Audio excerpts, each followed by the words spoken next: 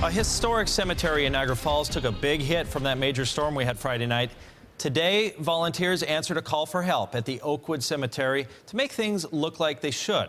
News 4's Brittany Smallwood shows us how much progress everyone made today. The wind and heavy rain from Friday's storm damaged one of the most historic cemeteries in western New York, the Oakwood Cemetery in Niagara Falls. It's just heartbreaking to see that Mother Nature would swoop in and just devastate our historical site. There was debris everywhere. Trees were split open. Even headstones were toppled over. Well, there's pretty much damage throughout Oakwood.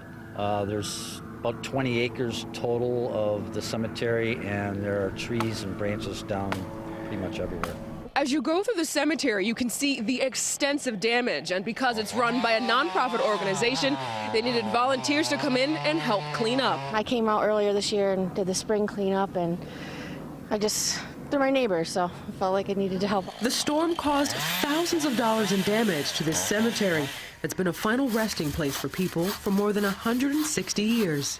Like we say, we think of it as Niagara's history is right here.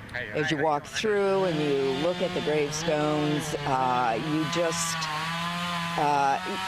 it just reeks with history. The names that you come across, the wars and so forth from the past, like the Civil War, and we have a veterans section. We also have a stunters section. Even after everyone's hard work on Sunday, members of the Oakwood Cemetery Association say they still have some cleaning up to do in order to return the grounds to its original state.